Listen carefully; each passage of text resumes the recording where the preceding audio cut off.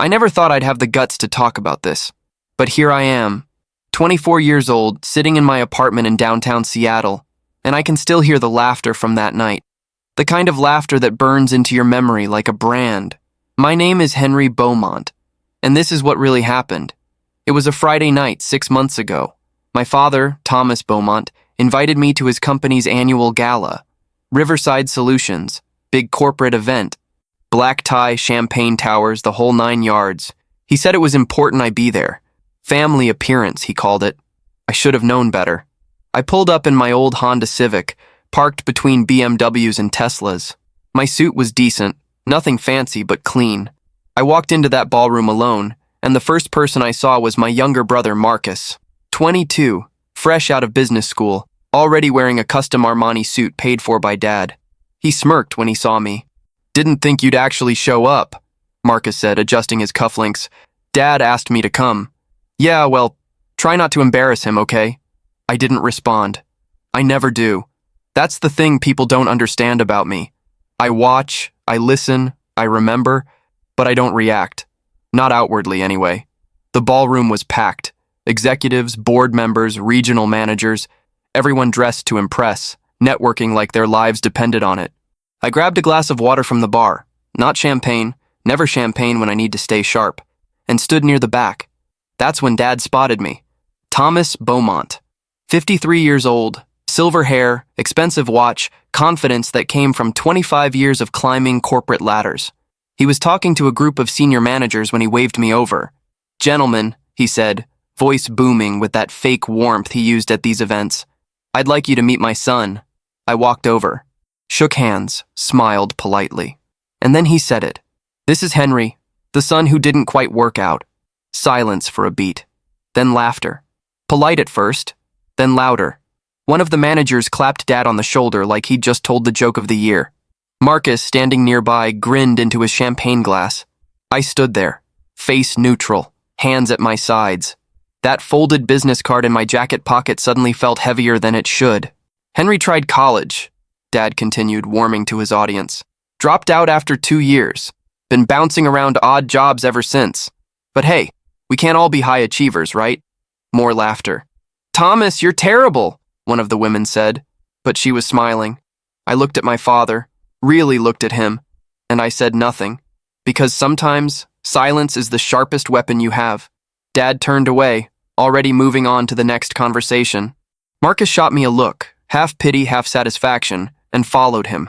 I stayed where I was, sipped my water, and waited, because in about 15 minutes everything was going to change. I touched the card in my pocket one more time, felt the embossed letters under my thumb. Henry Beaumont, Chief Executive Officer, Riverside Solutions. The company my father worked for? I owned it, and he had no idea. Let me back up. You're probably wondering how a 24-year-old dropout ends up owning a multi-million-dollar logistics company. Fair question, and the answer isn't what you'd expect. I grew up in Bellevue, Washington. Upper-middle-class neighborhood, 3-bedroom house with a 2-car garage. Dad worked his way up at Riverside Solutions from regional manager to VP of operations. Mom was a nurse until she got sick when I was 16. Cancer. She fought for 2 years before she passed. That's when everything shifted. Dad threw himself into work. Marcus, he was 14 at the time, became the golden child by default. Smart, charismatic, good at sports. Everything came easy to him. Or at least, that's what it looked like. Me? I was the opposite. Quiet. Observant. I liked computers, coding, taking things apart to see how they worked. I wasn't good at performing the way Dad wanted me to. After Mom died, Dad started comparing us. Constantly. Marcus made varsity. Marcus got straight A's. Marcus is going places. I stopped trying to compete. Instead, I went to community college, studied computer science and business management. I worked nights at a warehouse, saved every dollar. I lived in a basement apartment that smelled like mildew and ate ramen 4 nights a week. Dad called it wasting my potential. I called it building something. When I was 20, I dropped out. Not because I was failing. I had a 3.8 GPA. I dropped out because I saw an opportunity. Riverside Solutions was struggling. I knew because Dad complained about it constantly. Supply chain inefficiencies, outdated software, management bloat. The company was bleeding money and the board was getting nervous. I spent 6 months analyzing their systems from the outside. I built a proprietary logistics algorithm in my spare time, something that could cut delivery times by 30% and reduce costs by almost half. Then I pitched it to 3 venture capital firms. 2 turned me down. The third one didn't. Her name was Claudia Reeves, 52, former CFO at Amazon, sharp as a blade. She looked at my code, looked at my projections, and said one sentence: "How much do you need?" 18 months later, I had enough leverage to buy Riverside Solutions outright when it went up for acquisition.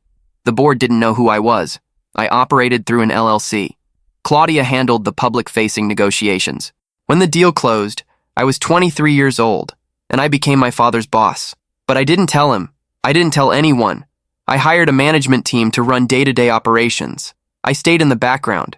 I kept driving my Honda, kept living in my small apartment, kept showing up to family dinners where Dad talked about his company like he built it himself.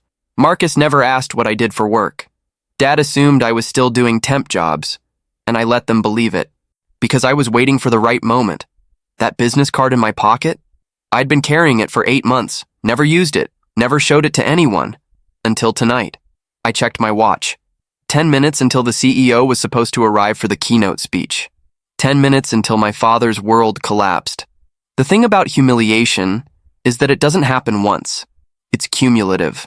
Layer after layer, year after year, until you're buried under it.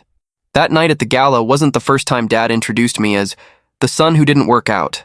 It was just the first time it happened in front of 200 people. Let me tell you about the others. Thanksgiving 2 years ago. Dad's side of the family came over. Aunts, uncles, cousins. Big dinner, turkey, stuffing, the works. Everyone's catching up, talking about their lives. My cousin Jessica asks what I'm up to. Before I can answer, Dad cuts in. "Henry's taking a break from school. Figuring things out." He said it with that tone, the one that means he's failing. Marcus, sitting across from me, jumped in. "I'm finishing my MBA in the spring, already got 2 job offers." Dad beamed. "That's my boy." I kept eating my mashed potatoes, or my 22nd birthday. Dad took Marcus and me out to dinner. Steakhouse downtown.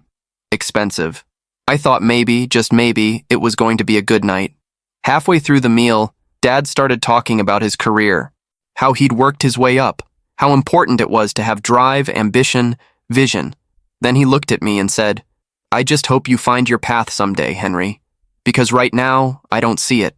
Marcus laughed. Maybe he'll figure it out by 30. Dad didn't defend me. He just nodded. I signed the check that night, put it on my card, the one connected to my LLC account. Dad didn't even notice. Or last Christmas. Family photo time. Dad wanted one for his office at Riverside. He positioned Marcus right next to him, front and center. Put me off to the side, half out of frame. When the photographer asked if we wanted to adjust, Dad said, "No, that's fine. This works." That photo sat on his desk for 6 months. Every time I saw it during our mandatory family dinners, I felt that same cold anger settle deeper into my chest. But I never said anything. I just kept working, kept building, kept watching. By the time the gala rolled around, I'd been CEO of Riverside Solutions for 8 months. In that time, I'd restructured 3 departments, renegotiated supplier contracts, and increased profit margins by 18%. Dad got a raise because of my work, and he had no idea. Standing in that ballroom, listening to him tell a room full of executives that I was a disappointment, I reached into my pocket and touched that business card again. The edges were worn now. I'd been carrying it so long it was starting to fray, but tonight, it was finally going to see the light of day. I glanced toward the entrance. Any minute now. A ripple went through the crowd. People straightening up, checking their phones. The energy shifted. "CEO's here," someone whispered. I set down my water glass, and I waited. Here's what nobody tells you about being underestimated. It's a superpower. When people think you're less than you are, they stop watching you. They stop seeing you as a threat. They get comfortable, and comfortable people make mistakes. For 2 years, I let my father think I was lost, directionless, a disappointment. And every time he said it, every dinner, every holiday, every casual comment to relatives, I smiled, nodded, and kept my mouth shut, because I was busy. While Dad was working 60-hour weeks at Riverside, climbing the corporate ladder, I was teaching myself advanced logistics modeling. I was learning contract law. I was networking with investors who'd never meet at his level. I'd wake up at 5 in the morning, code until 7, then head to my warehouse job. After my shift, I'd go to coffee shops and work on my business plan until midnight. Sleep 4 hours, repeat. Marcus thought I was working dead-end jobs because I couldn't do better. Dad thought I'd given up. The truth? I was outworking both of them. I just wasn't broadcasting it. There's a guy I met during that time, Eddie Park. Former Marine, worked warehouse logistics with me. One night after our shift, we grabbed beers and he asked me what I was really doing. I told him the truth, showed him my code, explained my plan. He looked at me for a long moment and said, "Your old man know about any of this?" "No." "You gonna tell him?" "Eventually." Eddie nodded. "Man, when that day comes, I want to be there." I smiled. "Maybe you will be." 6 months later, I hired Eddie as head of operations at Riverside. He's still there. And yeah, he was at the gala that night. But back to the compliance part. The worst thing about those 2 years wasn't the insults. It was pretending they didn't hurt. Every time Dad introduced me with that disappointed tone, I had to keep my face neutral. Every time Marcus made a joke at my expense, I had to laugh it off. Every family gathering where I was the cautionary tale, I had to sit there and take it. Because if I reacted, if I defended myself, if I argued, if I showed them what I was really building, the surprise would be ruined. And I wanted the surprise. I wanted the moment when everything they thought they knew about me shattered like glass. So I complied. I played the role. The underachiever. The dropout. The son who didn't quite work out. I showed up to family dinners in my warehouse uniform, smelling like cardboard and sweat, while Marcus wore designer clothes. I drove my beat-up Honda while Dad leased a new Lexus every 2 years. I lived in a 400-square-foot apartment with one window, while Marcus stayed in Dad's guest house rent-free. And I never complained. Not once. Because I knew something they didn't. The gala was coming. And when it did, every single humiliation, every dismissive comment, every time they'd made me feel small, it was all going to come back around. I touched the business card in my pocket again as the crowd parted near the entrance. Claudia Reeves walked in first, tailored navy suit, heels clicking on marble. She scanned the room, found me in the back, and gave the slightest nod. Then she stepped aside, and I walked forward. Sometimes the truth doesn't explode. It just appears. I walked through the crowd like I'd done it 1,000 times before, because I had, just not here, not in front of them. People I'd never met nodded as I passed. A few executives I'd spoken to on conference calls smiled with recognition. Claudia stayed a step behind me, professional, silent. Dad was still talking to that group of managers near the bar. His back was to me. He was mid-sentence, probably telling another story about Marcus's latest achievement, when one of the managers saw me approaching. Her expression changed. Confusion first, then recognition, then something close to panic. "Mr. Beaumont," she said, a little too loud. Dad turned around. For a second, maybe 2, he just stared at me. Not with recognition, with irritation, like I was interrupting something important.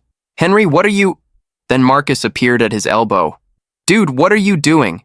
This is for company executives, not—" I pulled the business card from my pocket, unfolded it slowly, handed it to the manager who'd greeted me. She looked down at it. Her face went pale. "Oh my God," she whispered. "What?" Dad reached for the card. She handed it to him with a trembling hand. He read it. Once, twice. Henry Beaumont, Chief Executive Officer, Riverside Solutions. The color drained from his face. "This is a joke," he said. His voice was too loud. People were starting to turn. Henry, this isn't funny."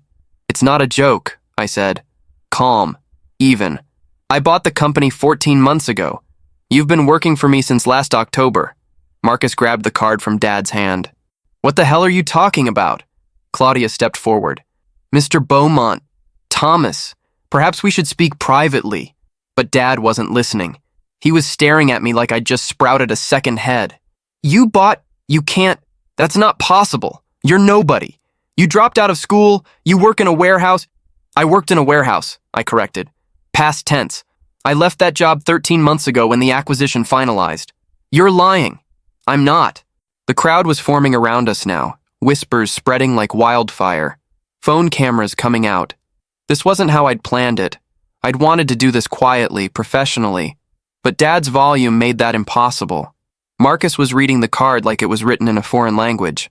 CEO? Henry, you can't even hold down a... I restructured your logistics division, I said, looking at Dad. Cut delivery times by 32%. You got a $15,000 bonus because of it last quarter. Remember? Dad's mouth opened, closed. No sound came out.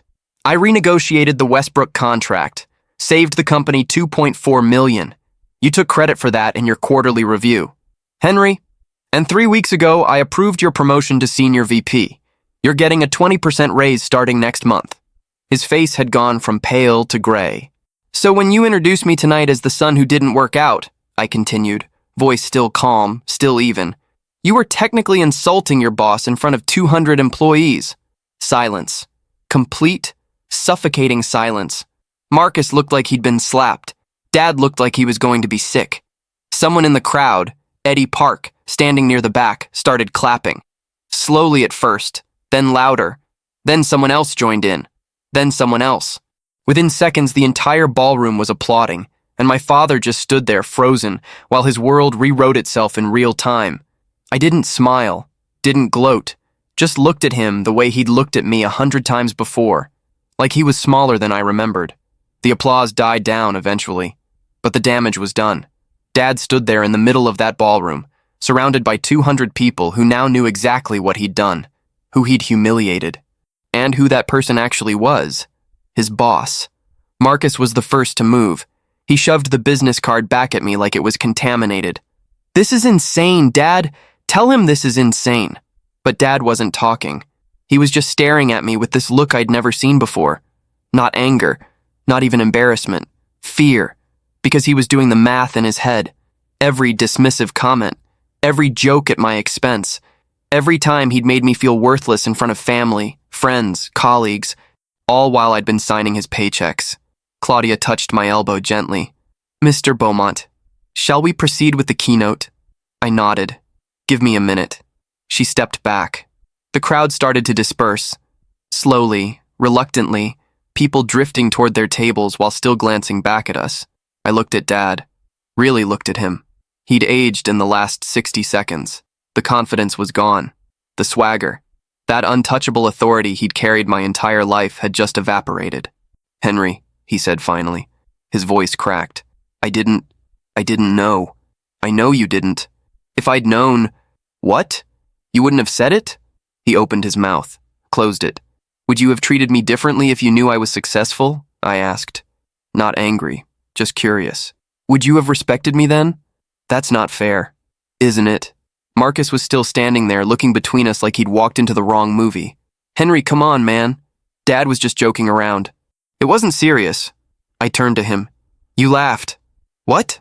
When he said it, when Dad introduced me as the son who didn't work out. You laughed. I saw you. Marcus's face went red. I didn't. It was just, you've been laughing for 2 years, Marcus.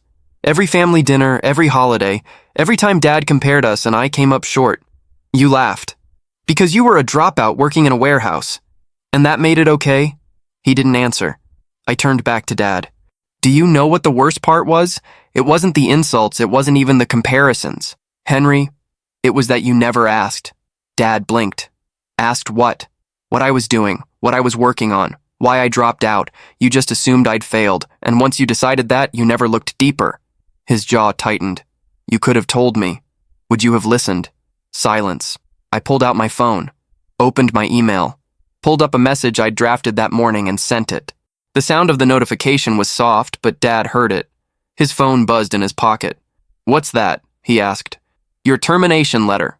The words landed like a gunshot. What? Effective Monday. 2 weeks severance. Standard exit package. You're firing me? His voice climbed an octave. Henry, you can't. I can. And I am. Why? I looked at him. Because you humiliated your boss in front of the entire company.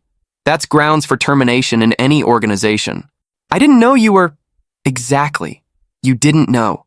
And you didn't care enough to find out. I put my phone back in my pocket. You've spent 2 years telling everyone I was a failure. Now you get to explain to them why you're unemployed. His face went white. Henry, please, let's talk about this. Privately. There's nothing to talk about, Dad. I started to walk away. Got 3 steps before he grabbed my arm. I'm your father. I stopped, looked down at his hand on my sleeve, then up at his face. You were, I said. But respect isn't genetic. It's earned, and you never gave me any. I pulled my arm free, walked toward the stage where Claudia was waiting. Behind me, I heard Marcus trying to calm Dad down. Heard Dad's voice, angry now, making excuses, blaming me. I didn't turn around. I'd spent 2 years listening to him. Tonight, he could talk to himself. The keynote speech went exactly as planned. I stood on that stage, in front of 200 employees, and laid out the company's future. New markets, new technology, expanded operations. I talked about efficiency, growth, opportunity, and the whole time, I could see Dad in the back of the room, standing alone. Marcus had left, probably went outside to process everything. But Dad stayed. He watched me the entire time with this look on his face I couldn't quite read. Anger, maybe. Shock, definitely. But underneath it all, something else. Grief. When I finished, the applause was genuine. People stood. Eddie caught my eye from the crowd and gave me a small nod. Claudia met me backstage. That went well. Thanks. Your father left during the Q&A. I nodded. I'd seen him go. Walked out without a word, shoulders hunched like he'd been carrying something heavy, and finally put it down. Are you sure about the termination? Claudia asked carefully. I'm not questioning your authority, but he's been with the company for 23 years, and he's your father. He is. Just making sure you've thought this through. I had. I'd thought about nothing else for 8 months. He humiliated me in front of everyone, I said. If any other employee had done that to their superior, they'd be fired immediately. Why should he be different? Because family complicates things. Maybe, but it shouldn't excuse them. She studied me for a moment, then nodded. All right. I'll have HR process the paperwork Monday morning. I went home that night to 17 missed calls, 12 from Dad, 5 from Marcus. I didn't call back. Instead, I sat in my apartment, the same small 400 square foot place I'd lived in for 3 years, and stared at that business card on my coffee table. The edges were frayed, the embossing worn down from being folded and unfolded so many times. I'd carried it like a talisman, proof that I wasn't what they said I was. Proof that I was more than the disappointment, the dropout, the son who didn't work out, and tonight I'd finally used it. But I didn't feel victorious. I just felt tired. My phone rang again. Dad. I let it go to voicemail. 20 seconds later, the voicemail notification popped up. I listened to it. Henry. His voice was rough, like he'd been yelling or crying. Henry, please, call me back. We need to talk about this. You can't fire me. I have a mortgage, bills. Your brother's tuition. Please, call me back. I deleted it. Another call. Marcus this time. I answered. What the hell is wrong with you? He said immediately. No greeting, just anger. Hey, Marcus. You fired Dad. You fired our father. I fired an employee who violated company policy. He's your dad, Henry. And that's supposed to make what he did okay? He didn't know. That's the point. My voice rose for the first time all night. He didn't know because he never asked. He never cared. He just assumed I was worthless and treated me like it for 2 years. You could have told us. You didn't have to make it this big dramatic. Would you have believed me? Silence. If I'd told you a year ago that I owned Riverside, would you have believed me? Or would you have laughed in my face? I don't know, Marcus admitted quietly. Yes, you do. More silence. Dad's a mess, Marcus said finally. He's barely holding it together. He's talking about lawyers. About suing you. For what? I don't know. Wrongful termination. Emotional distress. Something. He can try. But HR has everything documented, including witness statements from tonight. You're really going through with this. I am. Then you're not the person I thought you were. Good, I said, because the person you thought I was never existed. I hung up. 20 minutes later, someone knocked on my door. I looked through the peephole. Dad. He looked worse than I'd ever seen him. Tie loose, hair messy, eyes red. Henry, he said through the door. I know you're in there. Please, open up. I didn't move. I'm sorry, okay? I'm sorry for what I said. I'm sorry for all of it. Just, please, let me keep my job. I'll apologize publicly. I'll do whatever you want. Just don't do this. I stood there, hand on the doorknob, listening to my father beg, and I didn't open the door. Eventually, he left. I heard his footsteps fade down the hallway, heard his car start in the parking lot below, and then it was quiet. I sat back down on my couch, picked up that business card one more time. Henry Beaumont, Chief Executive Officer. I'd wanted this moment for so long, the vindication, the proof, the recognition. But now that it was here, all I felt was empty. The thing about revenge is that it never feels the way you think it will. I thought firing Dad would feel like justice, like balance finally restored. Instead, it felt like I'd taken a hammer to something that was already broken. That weekend was the longest of my life. Dad called 43 times. I counted. Marcus called 16. Even my Aunt Lisa, Dad's sister, called twice, leaving voicemails about family and forgiveness and not letting pride destroy relationships. I didn't return any of them. Instead, I did what I always do when things get complicated. I worked. Saturday morning, I drove to the Riverside Solutions headquarters. Empty building. Just me, the weekend security guard, and the hum of the HVAC system. I sat in my office, the one I'd been avoiding for 8 months, letting the management team think I was some absent owner who only showed up for board meetings, and I went through files. Dad's personnel record first. 23 years with the company.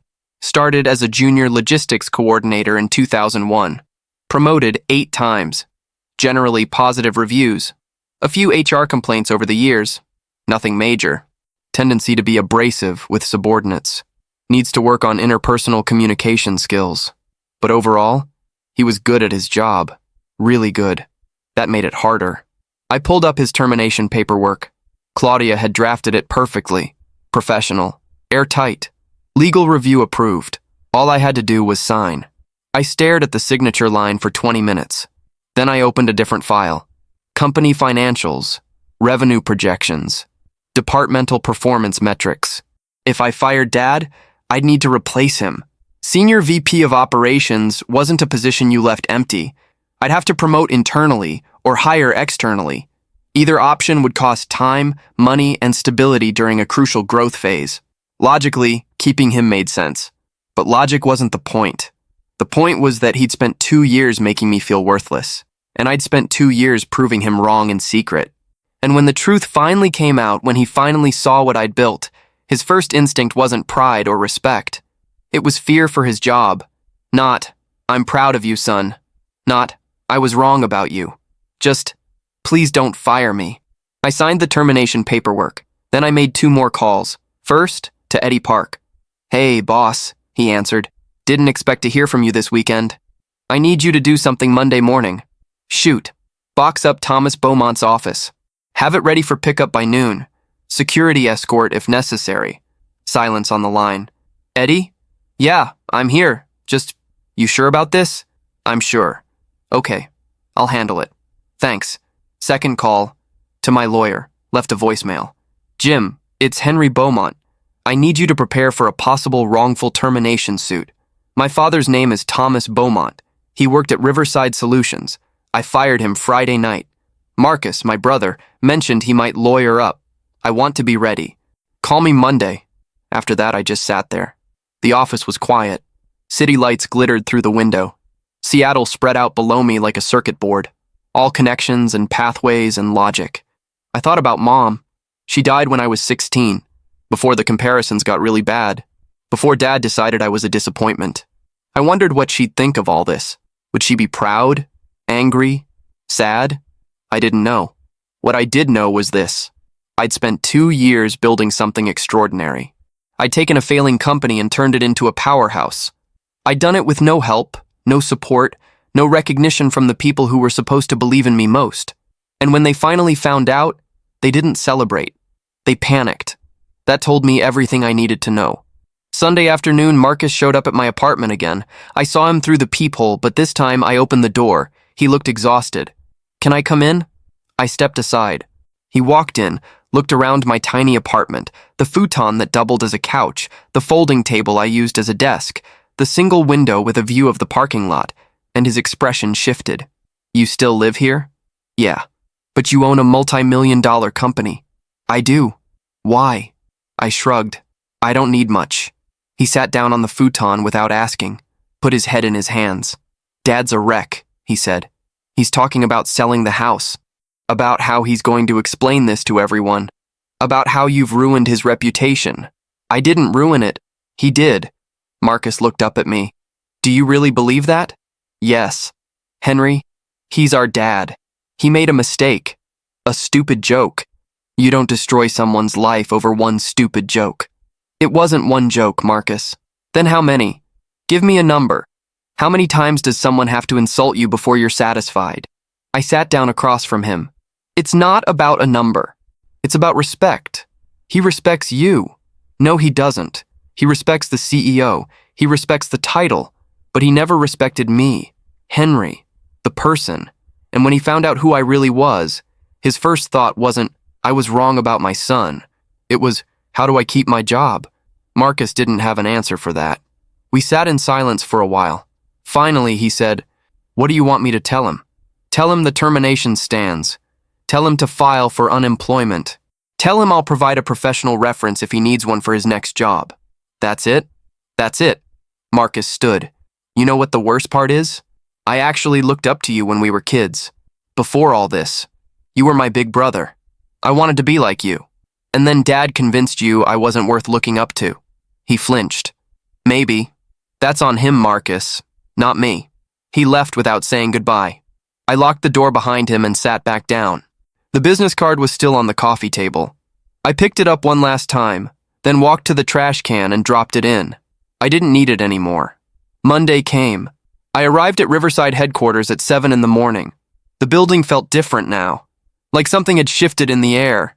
Eddie was already there, coffee in hand, standing outside Dad's old office. "Morning, boss." "Morning. Is it done?" He nodded toward the office. Through the glass walls, I could see 3 cardboard boxes stacked neatly on the desk. 23 years packed into 3 boxes. "Security's on standby," Eddie said, "just in case. He won't make a scene."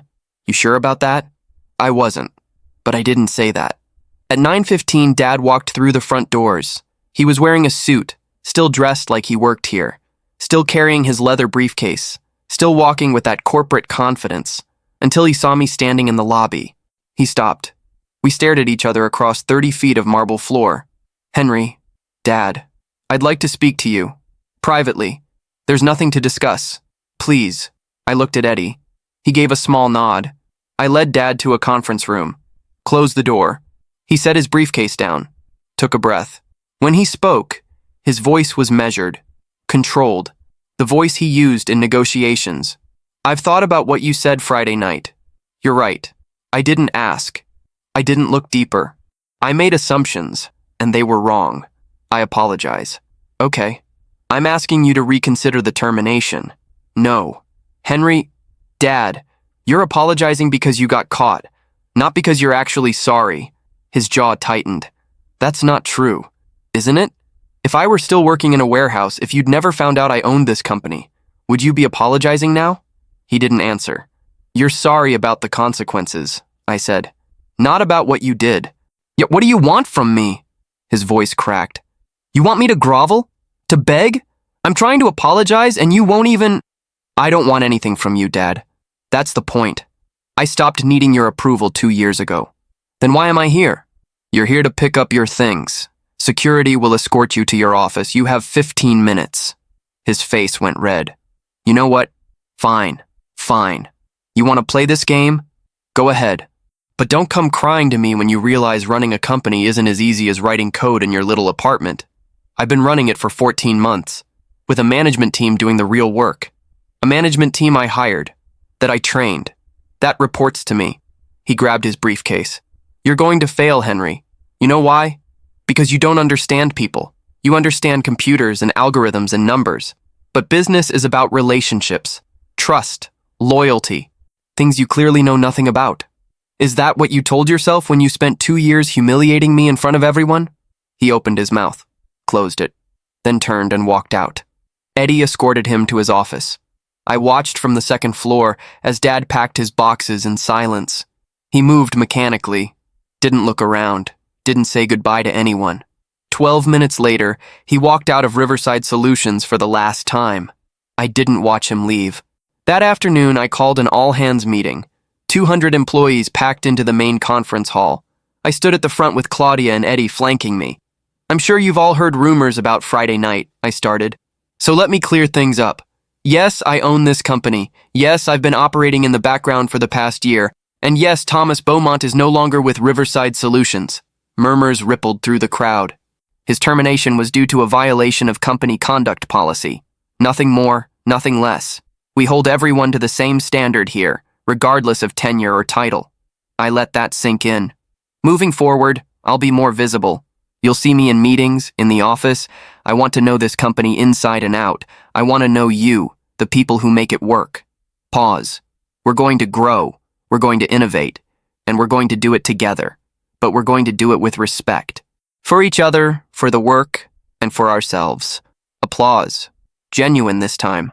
After the meeting, my phone rang. Unknown number. Hello? Mr. Beaumont? This is Patricia Cowan from the Seattle Times. I'm writing a piece about your takeover of Riverside Solutions and the unusual circumstances surrounding your father's termination. Would you be available for comment? No comment. But I hung up. 2 days later, the article ran anyway. Tech Wunderkind fires father after public humiliation. They got most of the facts right. Made me sound cold. Made Dad sound sympathetic. I didn't care. By the end of the week, 3 things happened. 1, Dad filed for unemployment. 2, Marcus stopped calling. 3, Riverside Solutions stock price went up 4%. A month later, Eddie knocked on my office door. Got a minute? Sure. He sat down. Your dad found a new job. Oh? Logistics coordinator, different company, entry level. Took a 70% pay cut. I nodded. Good for him. You really don't care, do you? I care, but it's not my problem anymore. Eddie studied me. You know, when you first told me your plan back in that warehouse, I thought you were crazy. Now I think you might be the smartest person I've ever met, or the coldest. Haven't decided which. Maybe both. He laughed. Yeah, maybe both. That night, I drove past my old apartment, the one I'd lived in for 3 years while building everything. I'd moved 2 weeks earlier. Nothing crazy. Just a 2-bedroom condo downtown. Still modest. Still me. But it felt different. Like I'd finally allowed myself to take up space. I thought about Dad, about Marcus, about Mom, and what she would have thought of all this. And for the first time in 2 years, I didn't feel angry. I didn't feel vindicated. I just felt clear. Like I'd finally put down something I'd been carrying for too long. 6 months after the gala, I got a letter in the mail. No return address. Just my name and my new condo address written in handwriting I recognized immediately. Dad's. I almost threw it away without opening it. But curiosity got the better of me. Inside was a single page. Handwritten. His penmanship was messy.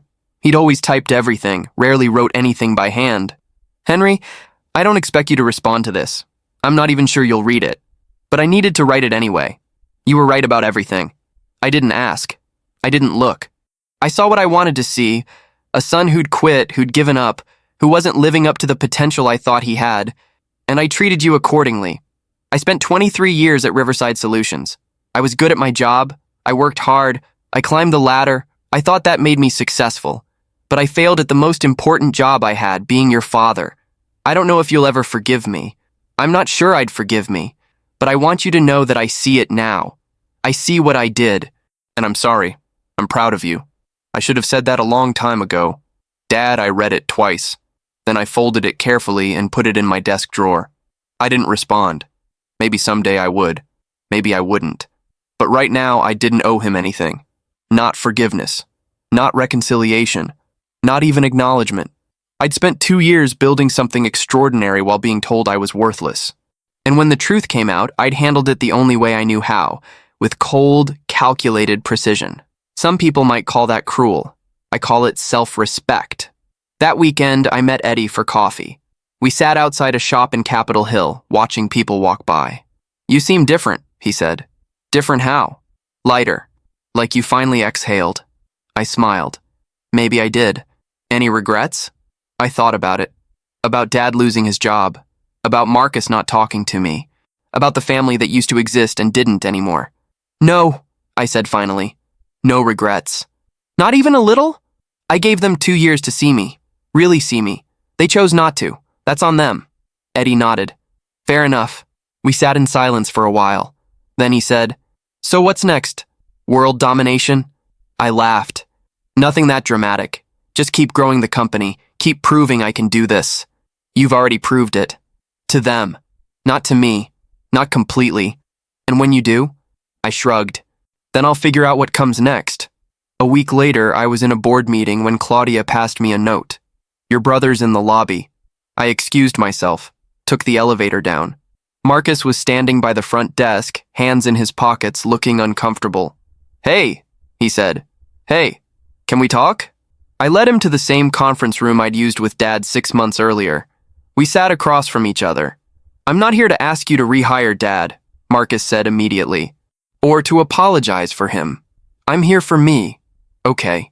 I've been thinking a lot about that night, about the things you said, about how I laughed. He looked down at his hands. You were right. I did think you were a failure. And I was okay with that because it made me look better. Dad's golden child. The one who did everything right. Marcus. Let me finish. He took a breath. I was wrong. And I'm sorry. Not because you're successful now, but because I should have been a better brother regardless. I didn't know what to say. I don't know if we can fix this, he continued. I don't even know if you want to. But I wanted you to know that I get it now. What you were trying to tell me. We sat there for a moment. Then I said, I don't hate you, Marcus. You should. Maybe. But I don't. I leaned back. We can't go back to how things were. That family doesn't exist anymore. But maybe we can figure out something new. Yeah? Yeah. But it starts with honesty. No more comparisons. No more golden child bullshit. Just two people trying to be decent to each other. He nodded slowly. I can do that. Then we'll see what happens. He left 20 minutes later. We didn't hug, didn't make big promises, just shook hands and went our separate ways. Maybe we'd figure it out. Maybe we wouldn't. But at least it was a start. That night, I stood in my condo, looking out at the Seattle skyline. The city glittered like a constellation. Somewhere out there, Dad was in his new apartment, working his new job, living his new life. Somewhere out there, Marcus was figuring out who he was without Dad's approval driving him. And I was here, 24 years old, CEO of a company I'd built from nothing, living proof that being underestimated is only permanent if you let it be. I thought about that business card I'd carried for 8 months, the one I'd thrown away weeks ago. I didn't need it anymore. I didn't need to prove anything to anyone. I'd spent 2 years in silence, building something they couldn't see, and when they finally looked, they didn't get to claim any part of it. That's the thing about respect. You can't demand it. You can't buy it. You can't fake it. You earn it. And if the people who are supposed to love you refuse to give it, you walk away. You build your own life, your own success, your own family, blood or chosen. And you do it without apology. My phone buzzed. Text from Eddie. Drinks tomorrow? I'm buying. I smiled. You're on.